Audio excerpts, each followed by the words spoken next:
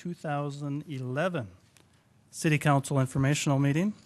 Call the meeting to order. We'll start off with our City Council staff report with Deborah A. Owen, City Clerk, Chief of Council Operations. Thank you, and good afternoon, Sioux Falls City Council. To let you know, for the 7 o'clock agenda tonight, there is a request to defer item number 9, I believe, for 30 days. So we need to do a motion in a second to defer that to February 7th. And that is item number 9. And that's the only update on that agenda. And then to remind some of you that as we have changed our software from Granicus to Sire, which actually will have some cost savings to the clerks, which is wonderful. There'll be some great savings there. But also, you'll need to change your web page on your computer. You just need to go back into siouxfalls.org and then reset that. That is a new page now. And so if you don't have access to the informational meeting and all of those other meetings, you need to go back through and it'll reset your view page for you. And that is all I have. Thank you. Any questions for Deborah? Say that again, Deborah. I apologize. Reset what page? Yes. Well, when we first set up, for those of us who want to save that as one of our favorites so we can click right on to our electronic agenda, now when you do that, you need to go back through and reset it because it's actually a new web page out there in terms of its address, if you will. That was not clicking for me. Thank you. Yeah. Any other questions for Deborah? Everybody's okay with the deferral later tonight? Okay. Seeing no other questions, we'll move on to the Mayor Huther's office. Is there any comments? Okay. Seeing nothing from the Mayor's office. Do we have any City Council committee reports that we need to cover at all? Maybe Councilor Brown? Fiscal Committee will meet following, I think we're going to do an executive session first on personnel matters, but we'll meet following that. And our agenda is posted on the back of the informational agenda. We're going to continue the discussions on authorization of city contracts and then also discussing the CIP program. Any questions for Councilor Brown? So again, we'll have an executive session after our 4 o'clock meeting here that may take 10 to 30 minutes so that you know when that fiscal committee meeting will start is when the doors open again, I guess, but we just don't know exactly how long that meeting will go. So hold on. Okay, then we'll move on to item 4 here, the City Council open discussion. Any items that anybody would like to cover? Councilor Erpenbach. I had, it seems like common sense, but I had a call from a citizen who lives on an emergency snow route and snow blows his driveway several times when it's snowing. And he reminded me, and I checked on it, there isn't a specific ticket that the police department can write for you if you're speeding past or not paying attention to someone who's blowing their driveway, but it can be ticketed as careless driving. So my request and my hope is that as good neighbors, as people are clearing their driveways, slow down. If there's no traffic in the other lane, pull out just a little bit. And if you're the one pushing the snowblower, clearing out that driveway, watch for traffic. You know, this gentleman does it smartly. He said his wife won't let him do it unless he's in this blaze orange full coverall thing. But let's just be good neighbors. That's one of those things we just need to be more careful with, and I just pray for safety for all of our citizens who have snow blowers. Those of us who don't are out there still shoveling, but thank you. Any other, Councilor Anderson? In reading the leadership meeting notes, I noticed that you did ask Director Cotter about allowing some of the council members to do ride-alongs to watch snow gates. I commend you for that. I think that's a great idea, and I would like to sign up for that when we do get something put together. Councilor Aguilar. We actually asked the mayor, and so Director Cotter might not know about it. Does now. He does. I did have a conversation with Mark Cotter. There's a challenge with councilors fitting inside the grader with the operator. There isn't quite room for both of us, or two people. What Mark had offered to do was ride along with Mark and follow, or get ahead and watch one of those operators work. And they are videotaping these these snow gates being used. I had a call from a citizen who had asked me to ride along to get a firsthand perspective of the operation, but that's going to be a challenge to ride along. But I did ask that someday soon we'll talk to one of the operators who's actually managing the buttons and levers and driving a grader on how that operation works for them. But I think Mark is going to keep us aware of the next snow occurrence and have us an opportunity to ride with Mark to take a first-hand look. But getting inside the grader is going to be a problem.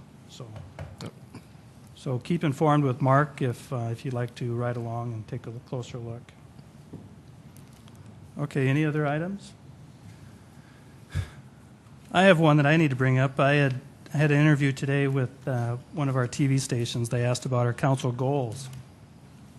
And I thought it was going to be just about the council goals, and it turned out to be about my goals as well. Did some of you get that? Councilor Entenmann, Councilor Brown, and Aguilar? You did too? And Erpenbach? Okay. Well, I wanted to share one of the things I shared on that news broadcast with you before it airs at 6 o'clock. Anyway, first off, one of our goals is to have a better communication, I believe, between the councilors, the administration, and our constituents that we've talked about. Somehow communicating better with each of our districts. We're not sure yet how that'll happen, but that's one of our goals. But certainly communicating better between us as counselors is one of those goals that we wanted to do. So, in the interest of that, one of my personal goals that I shared with this reporter was that I'd like to have us review and consider more recreational opportunities, indoor rec opportunities for our city. And one of the plans that I've been working on for quite some time is kind of a game changer in a lot of things, but it's still something as a goal for me that I want to share with you before you watch it on the 6 o'clock news. I wanted to see about exploring the idea of building a new convention center downtown and turning the current convention center into a great large indoor rec center. Doesn't mean anything about the event center. That can come and go, do whatever you guys think is necessary with that, but it's the convention center and turning it into a large indoor pool with a portion of that pool that could be roped off for the Snow Fox team. We could have indoor ice for hockey, indoor soccer possibly, indoor tennis, a batting cage, a golf ball hitting thing. Anyway, I wanted to share that with you as that's one of my goals for 2011 is to pursue and explore opportunities with providing a large group effort of all these organizations and creating possibly what could be a great indoor rec center for all of us to enjoy, and as well these sports clubs can use on their own as well. They're all out there trying to raise money for their own individual building. And perhaps if we all came together and collaborated, we could do something great for our city, as well as provide a function for those sports groups. Just an idea. I wanted to make sure you guys knew about it, so you didn't see it on TV, but in an effort to try to communicate better, I wanted to share that idea with you, and that's one of the goals that I'll be working on for 2011. Councilor Brown. Greg, the idea of renovating a building, that other communities have done that. In fact, I think Sioux City turned their events facility, the older one, into a rec center there. And then I'm also aware of Spearfish bought the older Walmart building and turned that into a rec center in their community as well. So I think it's good that we think outside the box and see how other cities have done it as well. Councilor Litz. Thank you, Mr. Chair. That's an interesting idea, and I think that if the convention center was downtown, it changed the dynamic of having that contiguous flat floor space, and make the event center a much more palatable idea downtown. Devil's in the details. Right, and I know there's a lot of things going on here, but a new event center could certainly be attached to a new convention center downtown. But I don't want to get the cart ahead of the horse. It's just an idea. It's just a thought. Certainly, if if the rest of the council thinks it's something we should pursue together as a group, I'd love to do that. Otherwise, I'll keep working on that effort. All right, any other items? Questions? Mr. Chair? Yes, Councilor Lutz. I just did want to say that I thought with this latest snow event, the street snow removal went a lot smoother this time, seemed to be in a bit more timely fashion. I think that, a little bit of practice makes perfect, but I had more comments from the public this time about seeing things seeming to go quicker. Okay, very good.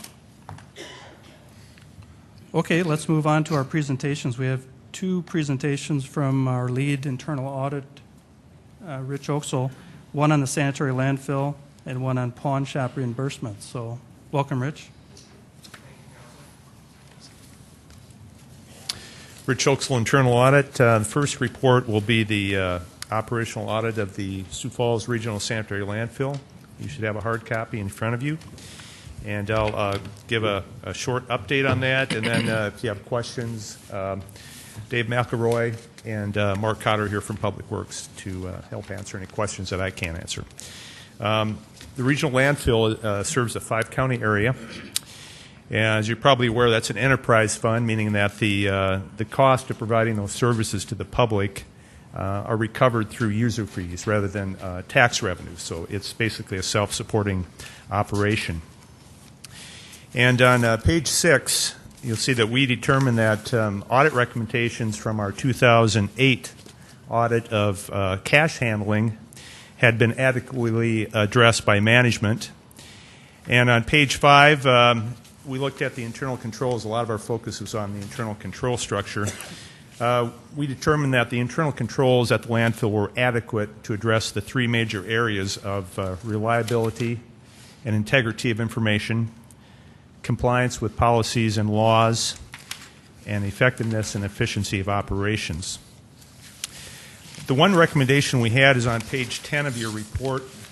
We recommended that the management in Public Works take advantage of state law that allows city purchasing to negotiate with vendors to purchase certain landfill waste. An example of this would be we have an annual contract with a contractor to remove a certain waste product that comes to the landfill, and the city gets, or the landfill gets money for that, gets revenue from that. This contractor went out of business this year. They were unable to contact the vendor, wasn't answering his phone, et cetera, et cetera.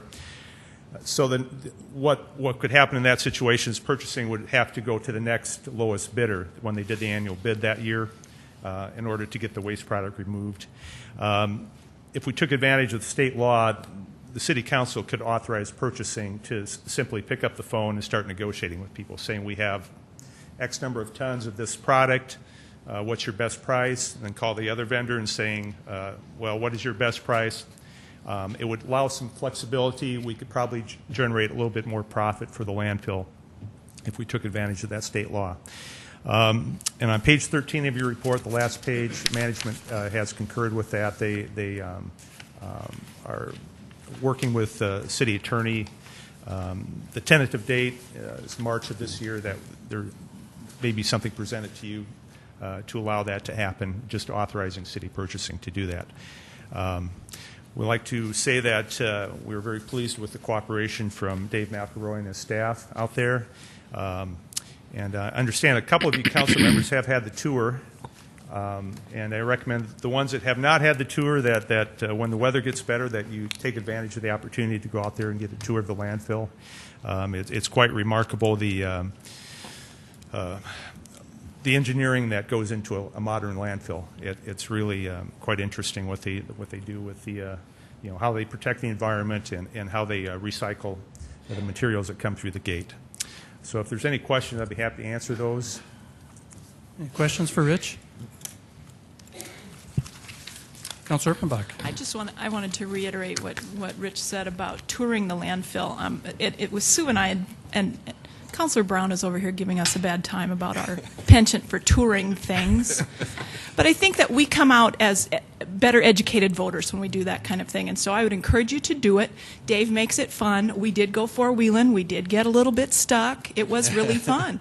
But we learned a lot, too. And I guess, I was pleased to see this audit. I reviewed it when we got it in our email, and I just was really pleased to see that level of quality control that we saw with Dave in person is happening on paper, too. So I appreciate that you did this audit. Councilor Brown. I think they're actually auditioning for dirty jobs, but What's that, Boss Undercover show? We can do that. Okay, Rich, thank you. If you want to go ahead and move on to the next Yeah, report. we'll move on to the nenext report. You should have the hard copy there. That's the pawn shop reimbursement fund. Now, this is a little more complicated, so I'm going to give you the 2-minute highlight, but it gets a little complicated, and I'm sure you might have a question or two. If you do, my staff auditor Jeff Weber is here to help me answer questions, and also the chief of police and also Lieutenant Vandekamp from the police department will be happy to answer questions about this particular fund. This was not on our annual audit plan. This was a special request from Councilor Anderson to do this audit report, and it was approved by the audit committee following our procedure at the March 2010 audit committee meeting. The purpose of this fund was to reimburse the pawn businesses for their losses as a result of unwittingly purchasing stolen property that was seized and then presented in a criminal proceeding. In other words, the police suspect that this property was stolen. They go to the pawn shop. They seize the property. They would reimburse the pawn business for their monetary loss. The fund was discontinued by the chief of police on March 16th of last year, 2010. And as part of our procedure, this special report, we looked at what Lincoln County was doing, what Minnehaha County was doing. We interviewed the Lincoln County sheriff, and he never had such a fund because in Lincoln County he didn't have any pawn businesses, so there was no need for a reimbursement fund like this. Minnehaha County had similar procedures as the Sioux Falls Police Department, but they also discontinued the fund in March of 2010, at the same time the police department did. When we did research for this, we found that such a reimbursement fund is very rare. The vast majority of the communities across the United States have never had anything like this before. And our recommendation was that we don't have this fund. We, in our opinion, thought the court system could determine ownership of the property and any compensation due. However, the pawn shops that we talked to 3 of the larger pawn businesses in town. They would prefer that the fund be reestablished. And also the on-hold procedures. Either the property has a hold placed on it, meaning that the police would tell the businesses, we want you to hold this property. In other words, so to speak, take it off the shelf, don't market the property, but it would be physically kept at the pawn business. The other procedure is that the property is actually seized by the police department, and they're going to bring it as evidence in a legal action. In the old days, what would happen is if a person would bring a property into a pawn business and want to either sell it or pawn it, they have to fill out what's called a pawn ticket, and then the police would come around every week and collect the pawn tickets. This would have, like who is selling it and a description of the property. The police would maintain that in a local database.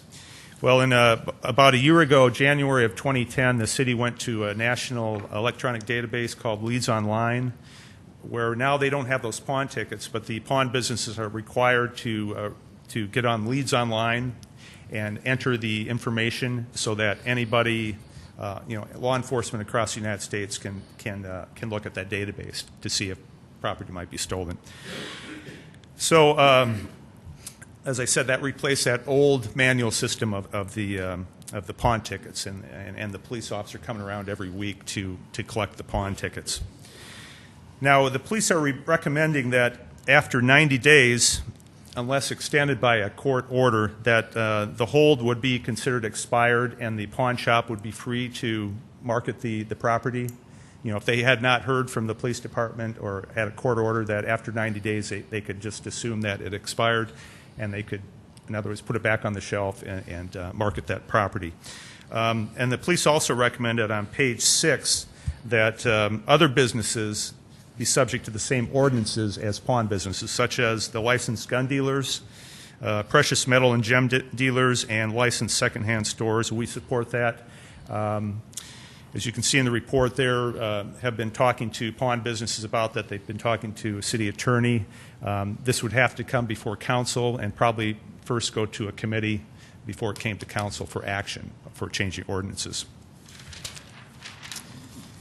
And on page 6, we had a recommendation that the police department would maintain some sort of spreadsheets so that the pawn business could access this electronically, maybe through a secure website where they could see any property that had been placed on hold or had been seized as evidence, that they could tell where it's at. Is it in the court system? What's the status? And some way of doing that. We were recommending that the police maintain that every week. They maintain that information in some sort of spreadsheet, and that the pawn businesses have access from their computer. They could simply look and see where that property is at.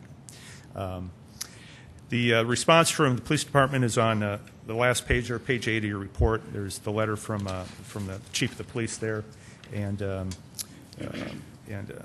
they didn't so much agree with our recommendation on the spreadsheet, but they are going to be presenting some changes to ordinances eventually to City Council, and I'm sure you have some questions, and I'd be happy to answer those. Chief, police would be happy to answer those.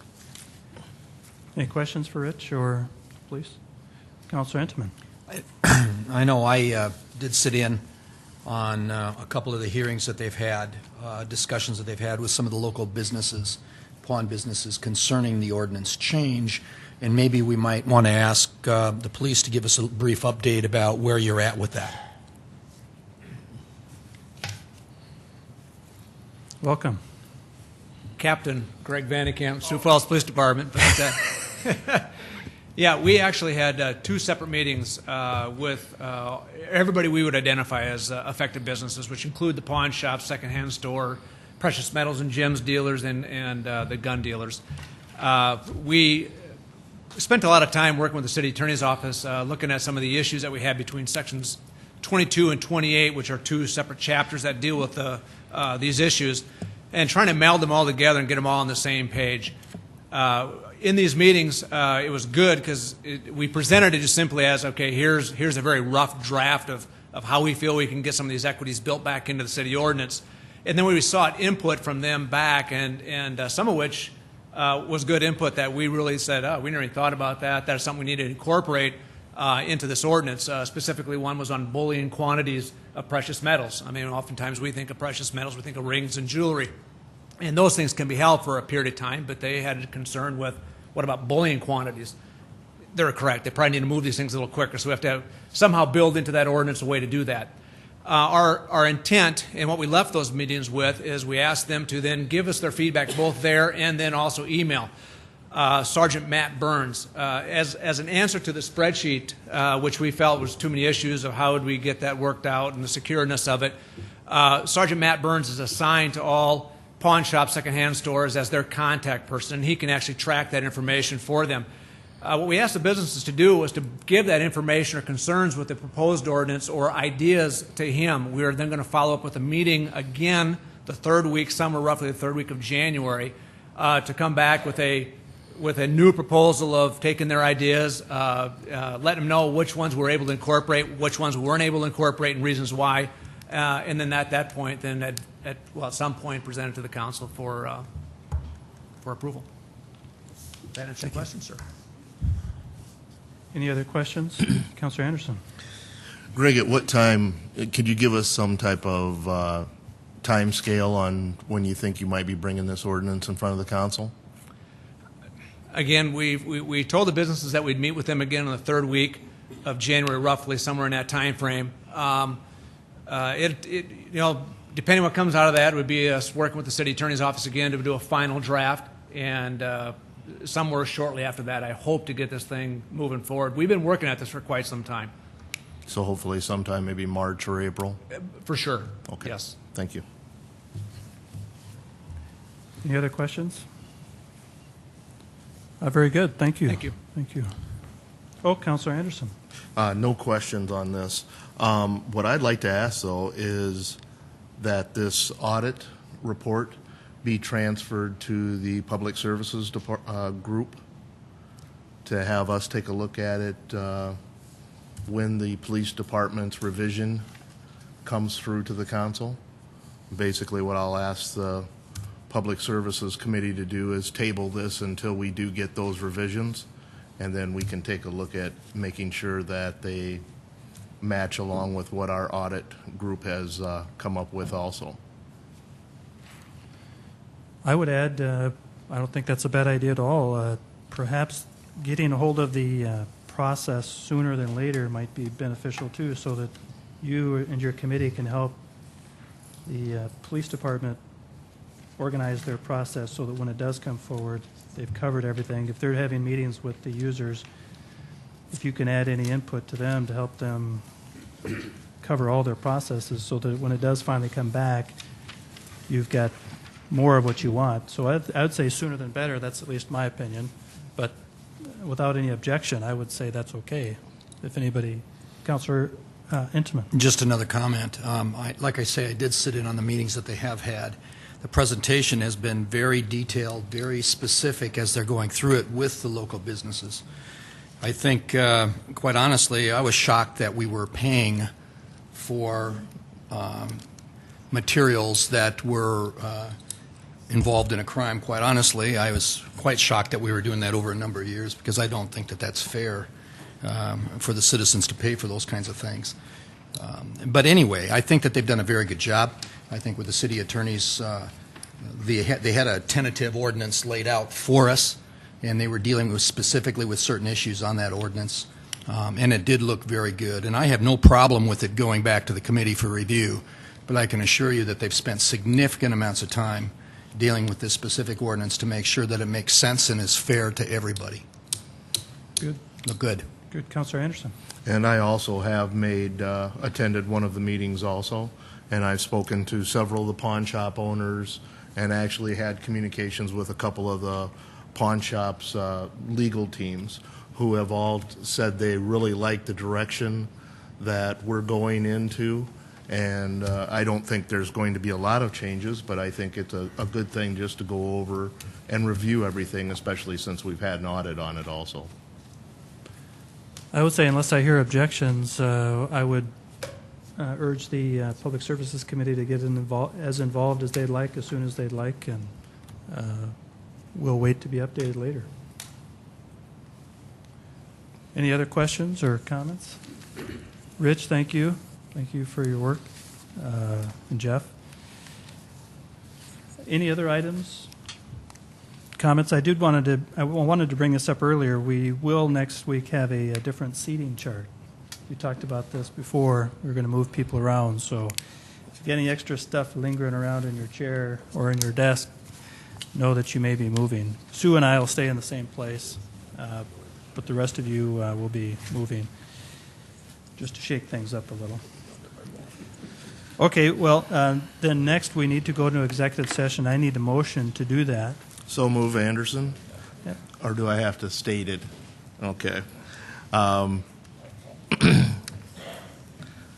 move that we go into executive session for a personnel issue under SDCL 1-25-2. Okay, we have a motion made. A second?